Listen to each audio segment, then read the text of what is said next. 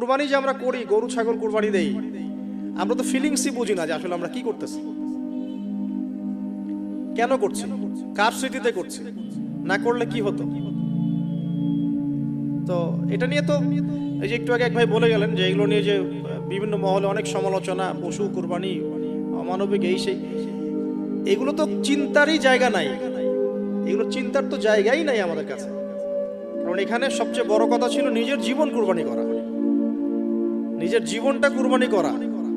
নিজের জীবন না আছে, আল্লাহ আমার কাছে একটা খাসি চেয়েছেন, একটা গরু চেয়েছেন, একটা বাহিমাতুল আনআম চেয়েছেন। এখানে তো আমার নিজের জীবনটাই দেওয়ার কথা ছিল, ওটা না নিয়ে আল্লাহ পাক বলেছেন যে বাহিমাতুল আনআম একটা দিলেই হবে। তোমার কাছে ওটার গোশতও চাই না, চামড়াও চাই না, কিছুই চাই না, তাকওয়াটুকু চাই। তাতেই এত কথা। এটা দামি বা কত?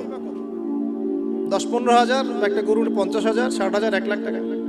1 লাখ টাকা কি আপনি সন্তানের মূল্য দিয়ে হিসাব করতে পারবেন? তো এখানে মূল জিনিসটাই হচ্ছে আল্লাহ পাকের হুকুম। আল্লাহ পাকের হুকুমই সবচেয়ে বড় কথা।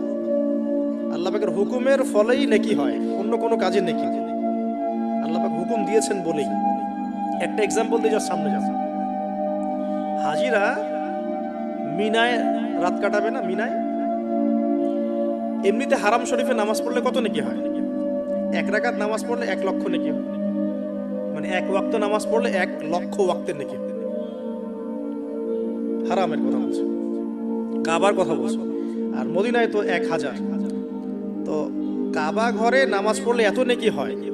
আল্লাহ রাব্বুল আলামিন এখান থেকে হাজিদেরকে বলেছেন যে মিনায় গিয়ে রাত কাটাতে হবে। এখানে হুকুমটা কি? মিনায় গিয়ে রাত কাটাতে হবে, এটা হজের একটা কাজের মধ্যে অন্তর্ভুক্ত। মিনায় গিয়ে রাত কাটাতে হবে।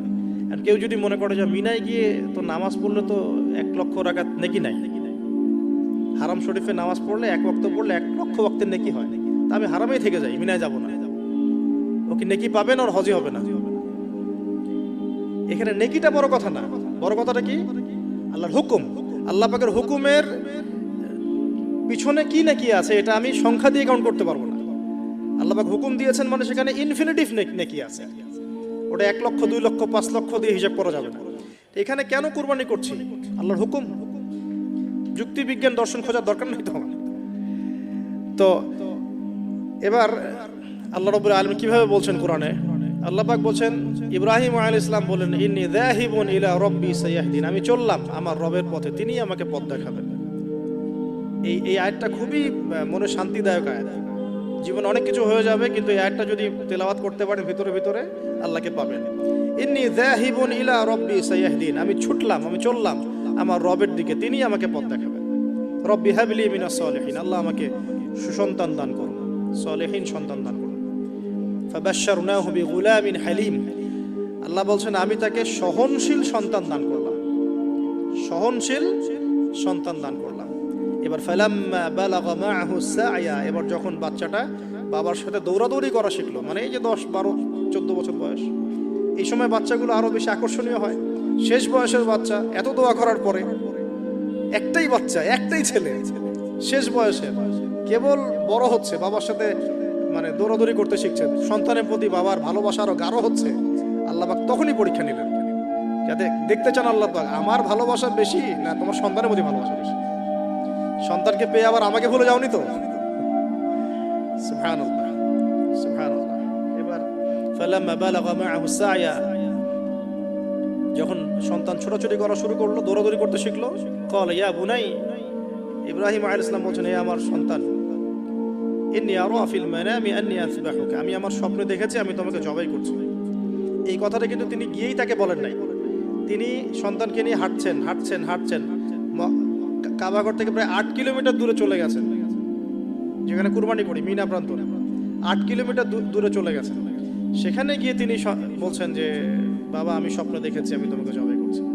আগে কিন্তু বলেন নাই যে আমি স্বপ্ন দেখেছি তোমাকে জবাই করছি, চলো আমার সাথে। জেনে ইসমাইল আলাইহিস সালাম জেনে শুনে যাননি ওখানে যে আমাকে ওখানে গিয়ে জবাই করবে আব্বা, অ্যাটেম্প্ট নেবে। তিনি আগে জানতেন না, ইসমাইলও আগে জানতেন না। যখন তাকে নিয়ে গেছেন, ওই স্পটে নিয়ে গেছেন যেখানে জবাই করবেন মনস্থ করেছেন, ওইখানে গিয়ে তিনি বলছেন যে ইন্নী আরা ফিল মানামি আন্নী আযবাহুকা, বাবা আমি স্বপ্ন দেখেছি আমি তোমাকে জবাই করছি। ফানজুর মাযা তারা, তোমার রায় কি আমাকে বলো। তুমি কি ভাবছো আমাকে বলো। যেমন বাবা যেমন বাবা তেমন সন্তান হচ্ছে এখানে বড় কথা হবে, যেমন মা তেমন সন্তান। কারণ মা বলেছিল এক সময়, আপনি কোথাও যাচ্ছেন আমাদেরকে ছেড়ে, তাই না? মনে আছে? ও আচ্ছা, আল্লাহ আদেশ করেছেন, তাহলে আল্লাহ আমাদেরকে ধ্বংস করবেন না।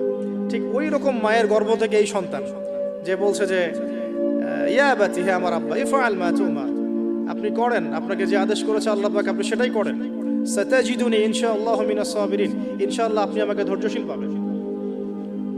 একটা ছেলে আমাকে দেখেন এই জেনারেশনের একটা ছেলে যে এইভাবে আল্লাহর জন্য জীবন দেওয়ার জন্য প্রস্তুত আছে। দেওয়ার দরকার নেই জীবন, আল্লাহর জন্য জাস্ট 5 ওয়াক্ত নামাজটা পড়ো, আল্লাহর জন্য 5 ওয়াক্ত নামাজ পড়ো, ফজর সহ, আল্লাহর জন্য রেগুলার তাহাজ্জুদ পড়ো। জীবন দেওয়া বহুত দূরের কথা, এটা হাইয়েস্ট লেভেল, এটা আমি বলতে চাচ্ছি না। আল্লাহর জন্য কোরআনটা হিফজ করেছে, একটা পড়া হিফজ করেছে, বা অ্যাটলিস্ট আল্লাহর জন্য কোরআন তেলাওয়াত করা শিখেছে, জাস্ট রিসাইট করা শিখেছে। আল্লাহর জন্য মানে কোনো মাদ্রাসায় বা কোনো উস্তাদের কাছে বা কোনো কোর্সে 6 মাস 1 বছর 2 বছর পড়াশোনা করেছে। আল্লাহর জন্য একটু দাওয়াতি কাজ করেছে, আল্লাহর জন্য একটা বই লিখেছে, আল্লাহর জন্য দিন প্রতিষ্ঠার কিছু চেষ্টা করেছে, মানে আল্লাহর জন্য কিছু করেছে।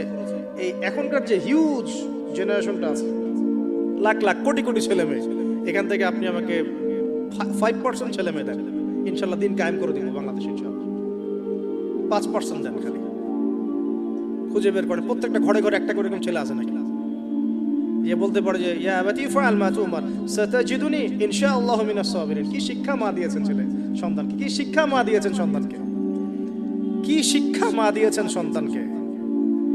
আর এরকম মাই বা কোথায় পাবেন এখন আপনি, এরকম মাই বা কোথায় পাবেন? বাসায় বাসায় সব স্টার জলসা জি বাংলা মা এখন, হ্যাঁ ঘরে ঘরে এগুলা মা সব এখন, স্টার জলসা মা, জি বাংলা মা, হলিউড বলিউড ঢালিউড সব ভর্তি। এদের তো কি, এদের জীবনটাই পাশবিক, এদের জীবনটাই পাশবিক। এমন মাদেরকে স্ত্রীদেরকে আমরা ঘরে নিয়ে আসতেছি, স্বামীর হায়াত কমে রেখে দিচ্ছে একেবারে, সারাদিন দুনিয়া দুনিয়া দুনিয়ার দুনিয়া। তো হাজারের মতো মা ছাড়া কি ইসমাইলের মতো জেনারেশন আসবে কিনা বলেন দেখি? হাজেরা আলাইহিস সালামের মতো মা ছাড়া ইসমাইলের মতো জেনারেশন সম্ভব? আর ইসমাইলের মতো জেনারেশন না পেলে বাংলার জমিনে বা সারা বিশ্বে দিন প্রতিষ্ঠা হবে কোনোদিনও সম্ভব না। তো ইসমাইল আলাইহিস সালামের এই কথার পরে, এই কথা যখন বাস বাবা তো এখন বুঝে ফেললেন যে আমার ছেলে তো যেই সেই ছেলে না, সে আবার ইনশাআল্লাহ বলেছে, ইনশাআল্লাহু মিনাস ফালাম্মা আসলামা ওয়া তাল্লাহু লিল জামিন। আল্লাহ পাক এত চমৎকার করে কোরআনের মধ্যে মানে আয়াতগুলোকে নিয়ে এসেছেন, বালাগাত এত উঁচু মানের। ফালাম্মা আসলামা, যখন তারা দুজনে আত্মসমর্পণ করলো। কিসের সামনে আত্মসমর্পণ করলো? আল্লাহর হুকুমের সামনে আত্মসমর্পণ। এটাই ইসলাম। ইসলাম মানে কি? এই যে এইটা ইসলাম, আল্লাহর হুকুমের সামনে মাথা নত করার নাম ইসলাম। আর আমরা তো প্রত্যেকটা কাজের পিছনে লজিক খুঁজি। নামাজ কেন পড়তে হবে, রোজা কেন রাখবো, যাকাত কেন দিব? তো তোমাকে কেন খুঁজতে কে বলেছে? আল্লাহ বলেছেন তাই করবো, রাসূল বলেছেন তাই করবো। আল্লাহ নিষেধ করেছেন তাই করবো না, রাসূল নিষেধ করেছেন তাই করবো না। এত যুক্তি দর্শনের কি দরকার? সব তো আমার মাথায় ধরবে না। এই যে ফালাম্মা আসলামা, এই যে ইসলাম শব্দটা এখানে আছে, ফালাম্মা আসলামা, যখন তারা দুজন ইসলাম কবুল করলো না, এখানে যখন তারা দুজন আত্মসমর্পণ করলো, আল্লাহর হুকুমের সামনে মাথা নত করলো, ওয়া তাল্লাহু লিল জাবিন, ডান দিকে উপর করে কাত করে শুইয়ে দিল সন্তানকে, জবাই করার সময় যেমন করে শুয়াই আমরা, ব্যাস এই পর্যন্ত ঘটনা। তারপরে আল্লাহ পাক বলছেন ওয়া নাদাইনাহু ইয়া ইব্রাহিম, তখন আমরা ইব্রাহিমকে আওয়াজ দিলাম, হে ইব্রাহিম, হে ইব্রাহিম।